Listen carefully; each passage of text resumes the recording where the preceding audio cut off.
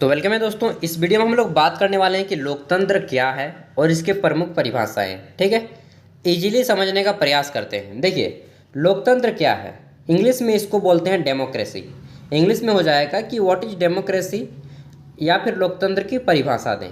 शुरू से हम लोग सुनते आए हैं, क्लास 8 से 9 से, बचपन से, लेकिन इसकी जब भी परिभाषा देने की बात आती है तो बहुत सारी उलझनें आ जाती हैं।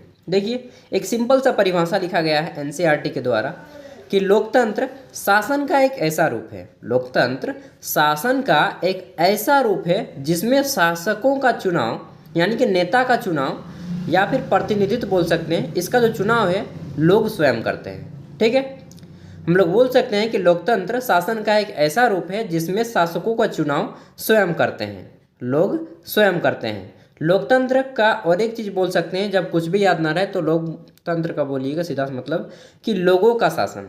लोगों का शासन ही लोकतंत्र है। लेकिन जब लिखने की बात आए ना तब इसको नोट कर लीजिएगा, बहुत ज़्यादा काम में आएगा।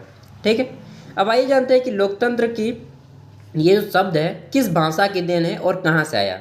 तो लोकतंत्र किस भाषा का शब्द है, इसका आंसर देखिए क्या होगा। लोकतंत्र, जिसको अंग्रेजी में डेमोक्रेसी कहा जाता है, यह एक यूनानी भाषा का शब्द है। यूनान देश का नाम सुने हैं, ठीक है, इंग्लिश में एथेंस बोला जाता है, हिंदी में यूनानी।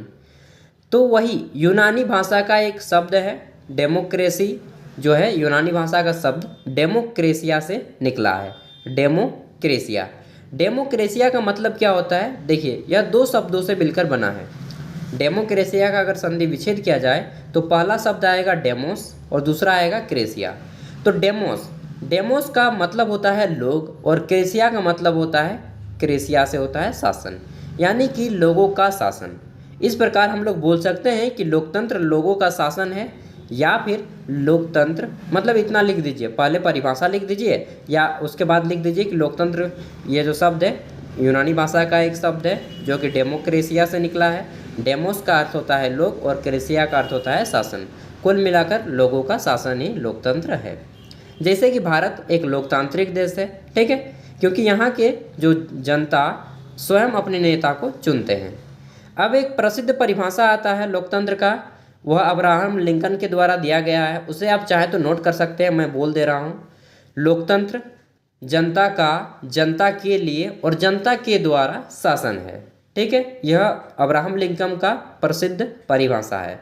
इसे आप फिर से सुन सकते हैं वीडियो को स्किप करके, एंड इसे आप नोट कर लीजिएगा। जब भी एग्जाम में ऐसा आप लिख देते हैं ना तो आपको अच्छे मार्क्स मिलेंगे, टू द पॉइंट में आपका आंसर हो जाएगा।